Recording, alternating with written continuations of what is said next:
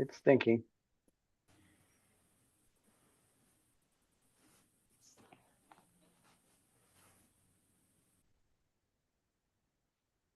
All right, everybody. Excuse me, I've got to take it off the screen because it's like time delayed, so it's really hard watching yourself move in past motion.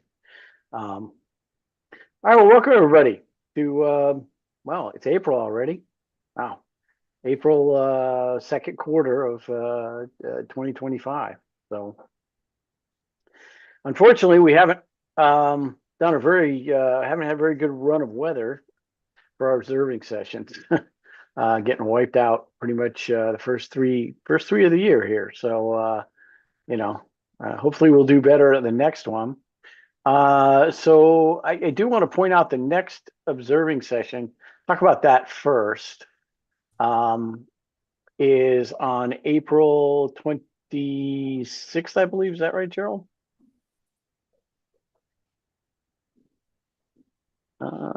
Yes, that's correct. Yeah, 26th. April 26th, which of course is Saturday.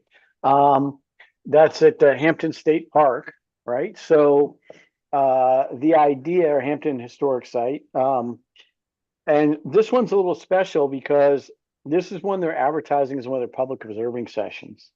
And when they do this kind of advertising, they get people coming from, I mean, well, we've had them come from as far away as Florence. Um, so that means that it'd be great to get some scopes out there. And it also means that if the conditions are like, like a lot of times we'll say, oh, well, it's probably not good enough to go out. But if they're at all kind of, if we can see anything, we're probably going to go out just to be able to support those folks. Um, so just so everybody's kind of ready for that, we'll have that. There's some other public observing opportunities if people want to take them. I heard from Ainer Elementary, and they're doing like they're doing like an astronomy night on Monday, May the 4th, and they were looking for someone with a telescope to help them. I think it's for the let's see. Uh, uh, uh, oh gosh, let's see. All right, let me check. Sorry. Da, da, da, da. Yeah, it's for the eighth graders there at Ainer Middle School. Sorry, I think I said Ainer Elementary. It's middle school. So they're doing. They've been studying the sun, the moon, and the Earth, and they were going to try to do a little bit of a night sky viewing. So if anybody's interested in doing that, uh, supporting that, unfortunately, it's a little far for me to go because I have to turn because I not only have stuff that day, but I have to turn around and the very next morning have to do a bunch of stuff for final exam. So it's a bit difficult for me to manage that. Otherwise, I'd come join you guys or come join someone. But if someone who lives in not quite as far away from Ainer wants to support that, that would be great. So What date is that again? it's May 4th. Oh, sorry, no, May 5th. Sorry, That's a May Monday, 5th. Yeah, so it's a Monday. and it's going to be sunset late. So to Yeah. do anything, it might be like 9 o'clock, 10 o'clock, 9:30. Probably. Wow. But maybe if they might want to, I don't know, they might want to say just we want to look at the moon, Mhm. right? So the moon will What will be the up. phase be at that point? It's a little past first quarter, Okay, so it'll be well positioned. So they may that's want to do good. something early and just look at the moon. Yep. If anybody's interested, I'll put this out in the email server. If anybody's interested, I'll give you the contact there, and you can find out what she is thinking, right? Because I kind of find it hard to believe they're going to wait till like 10 o'clock at night with eighth graders, right? Mm. I have a feeling what they're going to say is, yeah, we're going to like look at the moon. Can we look at the moon early and maybe the planets? Pick out a planet earlier on, but um, we'll have to see. So, we'll try to give that a whirl. I'll put out the information. And then we can see what they're thinking, right? I may be available. I can see. Yeah, I mean, I don't think you need to bring like a massive scope, especially if they're going to look at the moon, right? Yeah, I mean the 8-inch knob works great on the moon.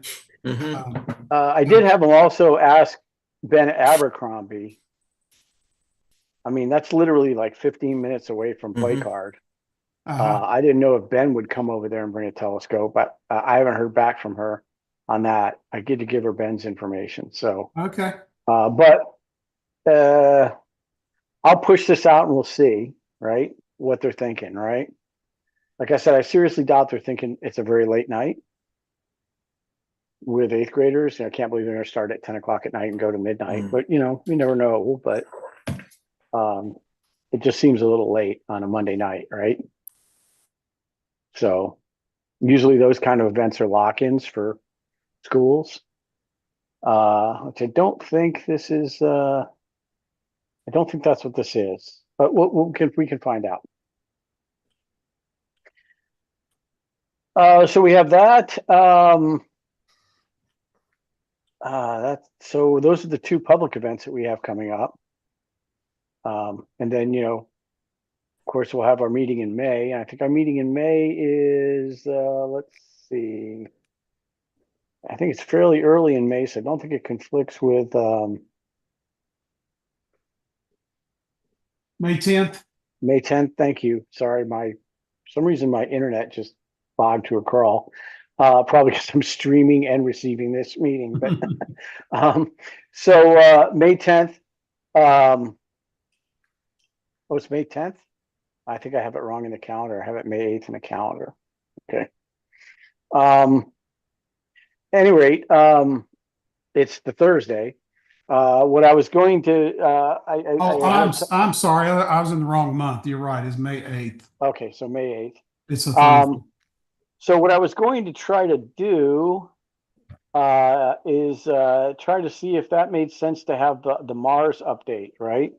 And get Dr. Patricia Craig to come on and update us on all the latest Mars stuff.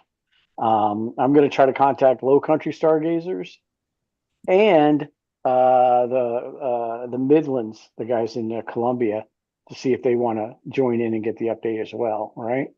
So I'm going to try to get that. For those of you that don't know Dr. Craig, Craig works on the Mars rover team. And so she, she's part of the operations team and, runs one of the instruments. And so basically, she keeps up pretty close tabs on what's going on Mars. And she's very up to date on all the latest discoveries and, all the kind of stuff that they've been finding and what the implications are. So, and it's been, I think, 2 years since she spoke to us, or maybe a little bit more, maybe 3. So we'll see what the latest from the red planet is. So so I talked to her today and she was willing to do it. So we'll see if we can line that up for May. So, but I think right now that's all the major events I had. Maybe I'll turn it over to Ken because I think he was going to talk about some of the cool stuff that's in the sky. Hopefully he'll talk about the comet. And you're on mute, sir.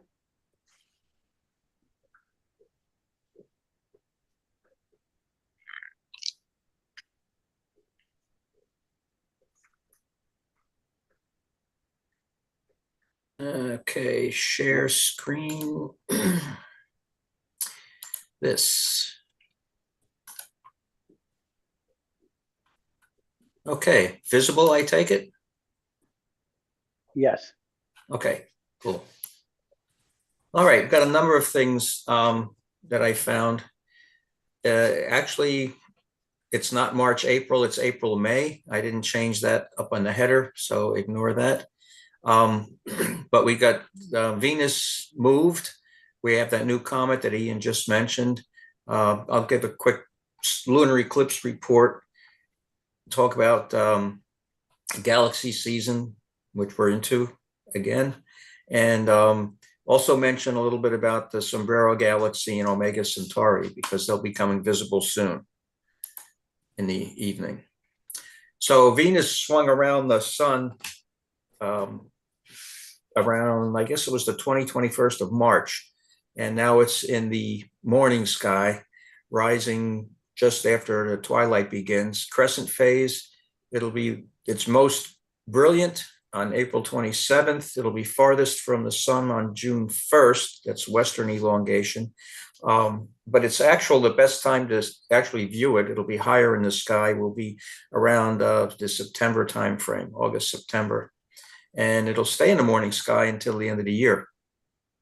So it won't be in the evening again until next late winter, early spring, which is probably pretty good because the angle of the ecliptic is favorable at that point. Okay, there's a new comet that was discovered just a couple of weeks ago by the Swan camera, whatever that stands for, I can't remember, on the SOHO satellite. And right now it's very early in the morning, or actually late in the morning, just before sunrise. It's moving out of the Great Square of Pegasus near the Alpha Andromeda Alpharats, and slowly moving down and to the left as we look at it. Right now, it's about magnitude 8 from reports that I've heard, and here's the path through Andromeda and over through Triangulum. It's going to swing south of the sun in May, so actually the southern hemisphere people will see it best. It'll be too close to the sun pretty much for us in another week or two. So we may see pictures better coming from out of the southern hemisphere. And here's a shot from the famous Michael Jager over in Central Europe. I think he's in Austria or Germany. And he took this picture with his 11-inch rasoscope. Pretty impressive, because he probably didn't have much time to take the shot in the twilight. But that's pretty good. So if you have any desire to see it, you got to make sure you have a really good eastern horizon and watch for Andromeda coming up and Pegasus, and you'll be able to catch it. The lunar eclipse that happened in March, I think it was right after our meeting, as a matter of fact. And I don't know if anybody else was reporting, but I noticed on the bright edge of the moon, this is at maximum eclipse, but the limb of the moon that was nearest the edge of the shadow was relatively bright. And I did notice the ozone generated bluish tinge was even more pronounced than usual. Yeah, I saw that as well, Ken. I was surprised at how bright the edge was. Yeah, and bluish too. It was really fantastic. So I had a good time with that, although it was, this was 3 o'clock in the morning, so it wasn't that much fun. But fortunately, we had a nice clear night. Actually, I've seen the last 3 lunar eclipses had clear skies down here the last couple of years, 2-3 years. So we've been lucky. Last week or last month, I talked about the galaxies that are visible in the Markarian chain, but there's even more, of course, the famous Leo trio, which is M65, M66, and NGC 3628, right off the hindquarters of Leo. Here's a shot I took, I guess, a month or so ago of those. And here's where they're located, right off the hindquarter of Leo. There's another couple interesting galaxies just to the west of those, M105 and 96 right here. So if you got a big scope and clear skies, check it out. This is what I think is really interesting. I saw the star Canopus back in I guess it was late January, early February, because it's right down below Orion and Sirius. But for us, it was only about 3.5 degrees above the horizon, and I was able to catch it blinking through the trees. And I didn't know what it was. At first, I thought it was an airplane, but then I realized it wasn't moving. And I consulted the charts a couple days later, and I found that it was Canopus that I saw. So that got me more interested to see things that are visible um, low in the sky that maybe people more northerly than we are might not see. And one of those is Omega Centauri, the famous globular cluster in Centaurus. And that's easy to find because it's directly below Spica in Virgo. Boom, right down. And for us here in the Myrtle Beach area, it's about 9 degrees altitude at maximum. So what all you got to do is get your star chart set so that Spica is on the meridian, and drop down, and Omega Centauri will be more than a binocular field above the horizon. So if you got a good southern horizon, you'll be able to catch that. I did see it briefly, 2, 3 years ago. We had a nice clear morning, and I was able to catch it. So that'll be interesting to see. And of course, the Sombrero Galaxy M104 is just to the right, to the west of Spica too, and that's also an interesting target visually and photographically. So the Sombrero Galaxy, of course, here on the left, the dust bands are really noticeable in a reasonably large scope, 8 inches or bigger. And of course, Omega Centauri is just a fabulous sight. Lots of stars, relatively bright, the brightest one of its class. So I encourage you all to try to check that out. Yeah, if you can see it, you'll know it because it's very Yep. bright. Yep. So I saw it once on a flight coming home, the red eye from California.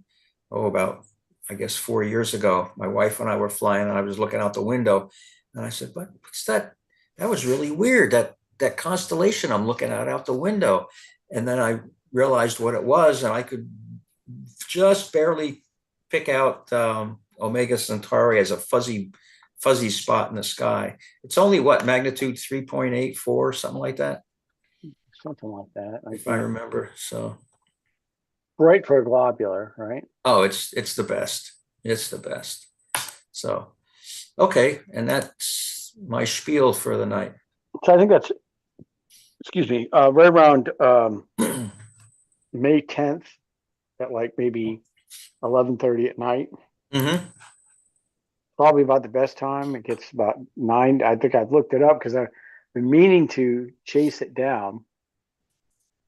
Go out to the beach, Yep. see if I can chase it down. And I think it's about May 10th at 23:30. So basically about 11:30 at night. And it's a little over 9 degrees. I think it's like 9 degrees in 2 minutes. I think that's about the best it gets here, Yep. right? Yep.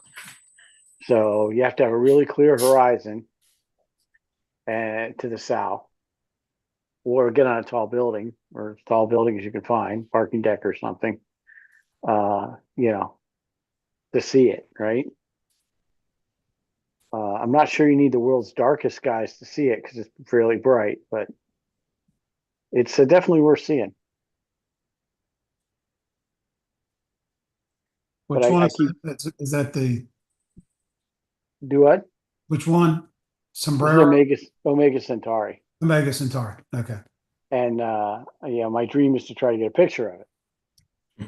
So, but I'm gonna have to like get out there, only have like a little bit of time to get it, like maybe an hour or so, right? So I gotta get set up on the beach and hammer it. So that's a lot, like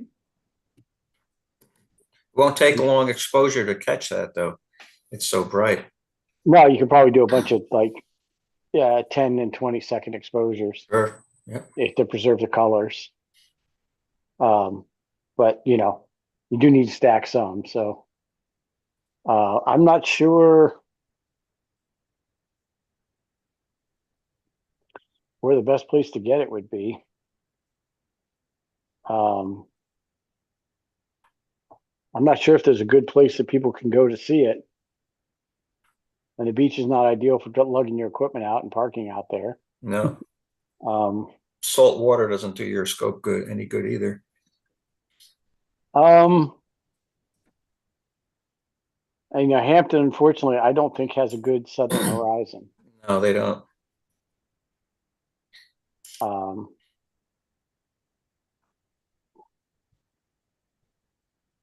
and that's May 10th. Well, that's around midnight, 11:30 midnight, or early May. Yeah, you just got to catch it when Spica is. Look at your star chart, and Yeah, Spica is at that position May 10th that's a around Saturday. 11:15 daylight time. Yeah, that's a Saturday. But whenever, he goes what, 4 minutes a day, I something like just that. don't, yeah, I just don't know if someplace like Myrtle Beach State Park would let us come out, Mm. because that might have a pretty low southern horizon. Um, because you can set up right there. All the pavilions are right on the water. Hmm. We did our very first, and Joe could probably tell you, did our very first public observing there before the pandemic, Yep. and that had a pretty low southern horizon. I live close to that park. If you want me to check out, I can go down and talk to them. Yeah, I mean the problem is we'd have to stay late, which I think they may close at night. I don't know if they're Hmm. willing to Well, do that. I can find out. If they have a good southern horizon, you might want to check see if they have southern horizon. Well, But the I mean, beach, yeah, the beach faces directly it's perpendicular, it's southeast, so it'll be over the water a little bit to the right, to the south. if Yeah. it's over the water, that's great because then you can, Yep. as long as the weather's nice, right? Yep. I mean, because it'd be fantastic to drive up there and get it to drive somewhere and be able to set up some scopes and get a few pictures and Hmm. just check it out, right? I can't think of any other places that may have a good southern horizon. If somebody had a big parking deck somewhere, that'd be something, right? But Hmm.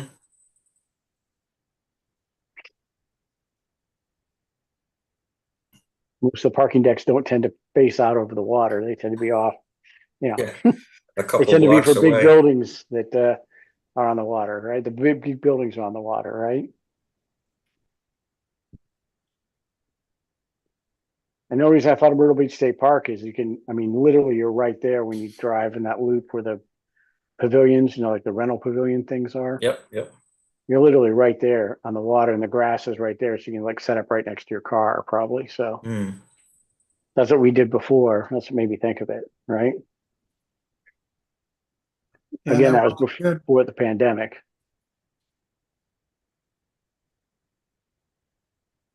I don't remember the lights being too bad there either. Yeah, unfortunately, I mean, there'll be some moon, probably be some moon anyway. But the thing about it is with Omega Centauri so bright, I don't think it's a huge problem, right? Unfortunately, kind of at the whim of when you can see it. Hmm. Yeah, you just need a clear sky. Yeah, Like I mean, it's there. It's not going to move. So, in late April, you just have to be there later, and in later May, you just get there earlier. So, uh, right. But once you start bumping in later May, you don't really it doesn't really get dark until 10 what, o'clock. 10 o'clock. So Well, May 30th, 10 o'clock, daylight time. It'll be right at the meridian, more or less, using my star chart. okay, so maybe a little later in May, Hmm. and then so again, I just don't know if they're going to let us do that. Hmm. Like But I said, I can check. I'm within bicycle distance of there. So, it would just be good to know because mhm. it'd be fun to get out there and see it if you've never seen it, right? It's Hmm. worthwhile. Yeah. So I know, yeah. So I know it's a fun view and maybe get a few pictures. So yeah. So we have that. Let's see. Do I have my images that what did I do with those?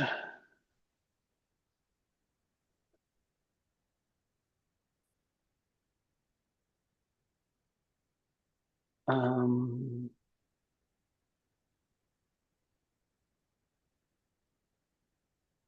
because, I had some pictures.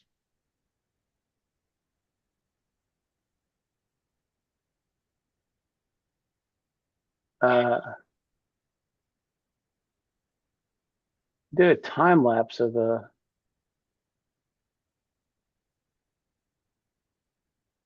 moon.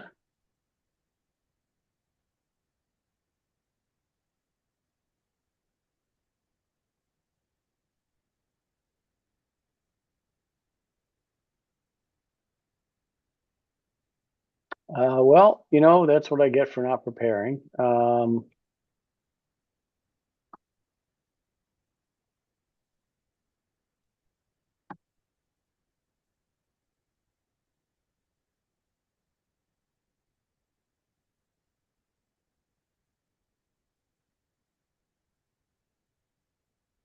Oh, let's see. That has to be somewhere.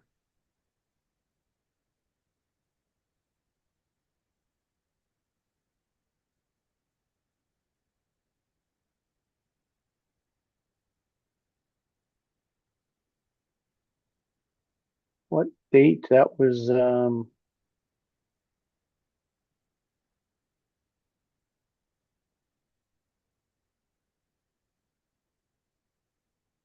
well, heck.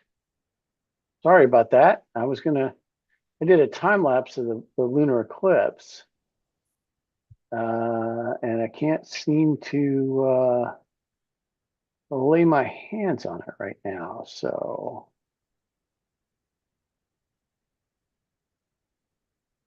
I know it was somewhere.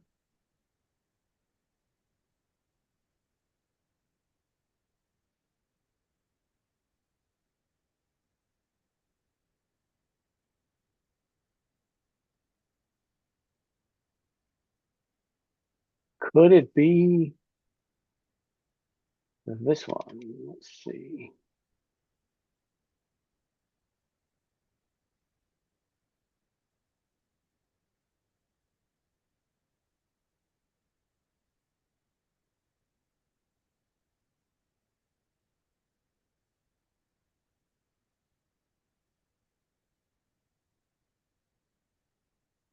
All right, let's see if I can share a screen here.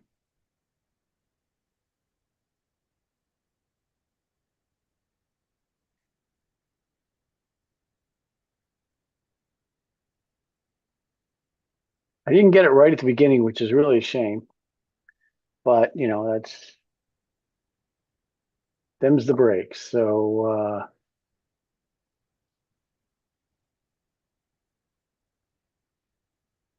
oh, what happened? Where'd it go? It was right up here, and there it is. There Can it you is. see it now? Yes. Okay. Get off that. So unfortunately, I couldn't get the back half because it fell behind the trees. But I went ahead and shot this, and this is on the Sea Star, completely unmolested. So it tracked very, very well. That's nice. And Did it automatically compensate for the brightness and color and all? yes, I didn't touch a thing. Wow, So that's, did you buy a C Star? I bought a Sea Star S50, yeah. Uh, wow, look at that. Beautiful. And yeah, and it just did a great job going through and you start, going through totality. And again, unfortunately, I didn't get it coming out because unfortunately, I it got behind the trees for me, right? So I just got that. Um, so I was trying, but I thought I'd give that a try. I did pull out, I think, a couple pictures from it and tried to kind of process that. Um, but it turned out pretty nice, right? So It's beautiful. It was actually a beautiful night, and it was nice and clear Hmm. and steady, and it just looked great. So, um, I don't know if I had. I thought I looked for a picture. I thought I isolated a shot from it, but maybe not. Um, so I guess not. Um, um, that was on 315, right?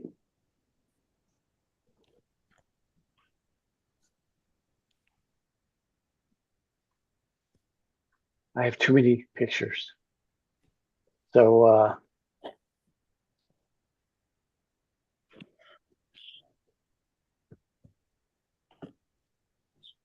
well, I thought I had isolated a shot. Let me look at one other place on my server, but I thought I'd isolated a shot and processed it to see if I could get a decent one. Sorted pics.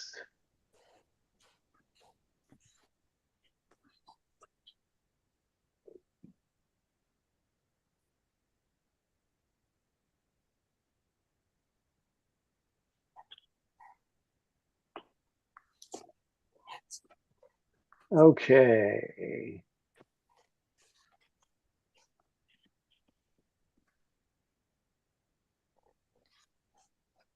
So where'd you set it up at? Just in your yard? Just in the driveway. And is it on like a little tripod, or did you put it up on a I have large? I have a regular tripod, like a Okay. regular photographic tripod Yeah. Okay. uh, that uh, that I put up, right? I was trying to see if I got the lunar eclipse, but I don't looks like I did not. Um,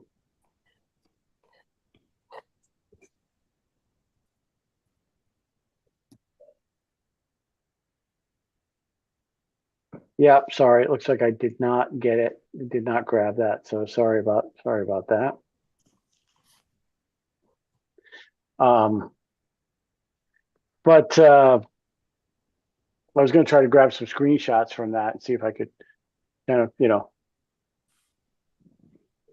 just isolate some screenshots from that video or stack some stuff from that video, right? And see if I can get a good picture out of it. So, but I haven't had a chance to do that in the last month. So it adds to my stuff for the summer, right? So I see where some clubs have been buying those and putting them in their their loanership program, so people can borrow them. they're very nice. Yeah, if you don't expect too much from them, right? They work Hmm. very well, right? I mean, you obviously can't drive it like you can, you know, a dedicated astro rig and a dedicated astro camera, but they do have equatorial mode now. Yeah. That update came out, and it does a very good job. But that was all task what I just showed you, and like I said, that I just set it up, had it find the moon, and then so you have to if you're looking for the moon, you really got to find a star first, right? So it can figure out where it is, and then it finds. And I say, you can go to lunar mode and say find the moon. Goes to where the moon is, and then I just centered it. I left it alone for the whole time, like that whole hour and a half, 2 hours, and it just tracked it, held it, you know, and I didn't have to mess with the thing, right? Just hit stop at the end when it was going into the trees, right? So I'm actually very surprised how well it works. ZWO has done a good job with it. I'm sure some of the others are very good too, right? I know Celestron has one, but it's like $3,000. And same thing with, I think the Dwarf 2 is about twice the price. And some people really like the Dwarf 2s, but again, when C-Star S50s went on sale, I decided to go ahead and get one, right? The last year I was not getting out much because of my shoulder and all that. So I had to I wanted, it was like I was never getting out and taking any pictures. And this, it's really easy to haul out, set down, and control it from my office. So Nice. if we ever get a chance to go out to Hampton, I'll bring it out. I'd love to see it. So it works very well. It's very automated. And, it's like I said, you don't have long exposures. So like you're not going deep with this thing. And it's only 50 millimeters. So again, you're also not going deep. But if you don't ask too much of it, it does a great job. You just control it with an iPhone or pad? Yeah, I have an iPad that I just control it with, but you control it with an iPhone. Mhm. So I just have a little iPad that I just control it with. It's just an iPad with only Wi-Fi, right? So it connects up to the scope and the app pretty much has everything you need, right? And, kind of basically works pretty well. The only thing you want to be careful of is stuff like comets and everything. Sometimes the coordinates are not quite right. So if you're looking for stuff that's not like always in the sky, right? You just want to be careful to get the proper coordinates so you can enter them in. But yeah, it seems to work very well. So, and it's light, almost no weight to it. I have a tripod bag and a little case I bought at Harbor Freight that it goes in, and I'm good to go.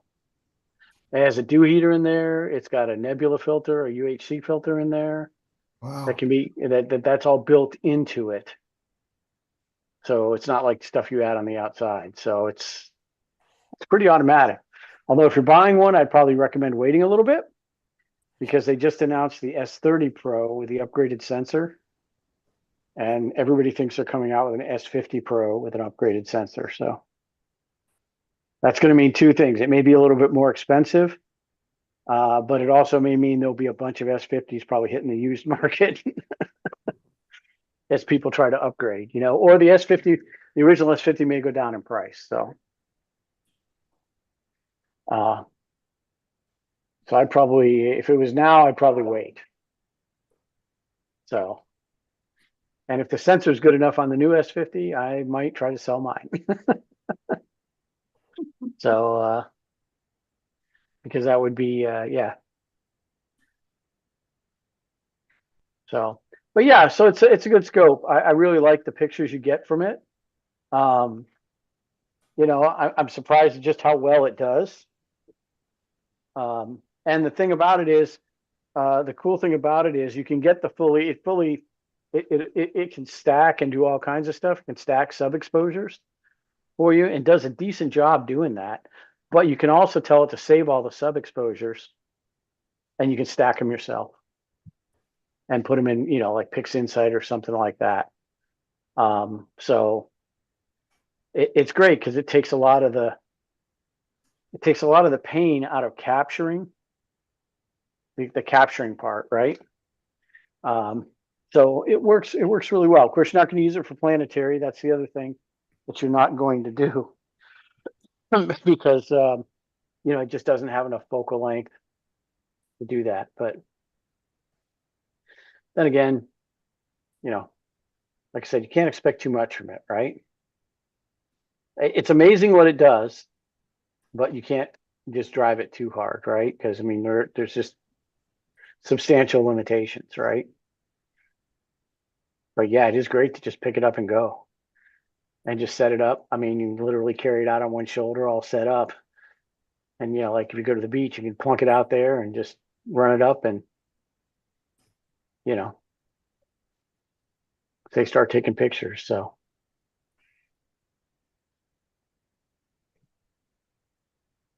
I do recommend them, and I'm usually pretty particular about that stuff, but I do recommend it. So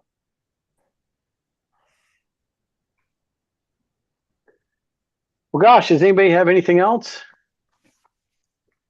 So the comet you talked about, the Swan comet, that's really only available right in the morning, right? Like about the hour before. Yeah, you got to catch it just before the twilight starts to rise because it's only a handful of degrees above the horizon, 10 degrees or so, and it's getting worse every day. So unless you have a really good eastern horizon, you're not going to see it, and you really have to have clear skies and and good timing. So So figure about an hour and a half before sunrise. Sunrise is when, let's see, sunrise is 6:50, so about quarter after 5, 5 to quarter after 5 is when you'll be able to catch it. So figure that. yeah, I know it's a little, yeah, yeah. I'd like to try to catch it, but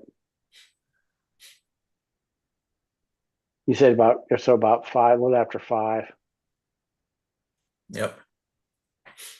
Is anything past about 5:15, you'll start getting twilight, and that'll wash it out. It's only magnitude 8. So Oh, okay. So magnitude 8 is pretty dim. yeah. What a shame. I need a really good comet. I'd like to get a really good comet. You know? So that would be kind of cool to get one. And it was only discovered 2 weeks ago. That's the amazing thing, you know. So, and it was amateurs, some people looking at the data online. Hmm. Oh, Noticed wow. it. Say, hey, look at that. Well, that's pretty cool.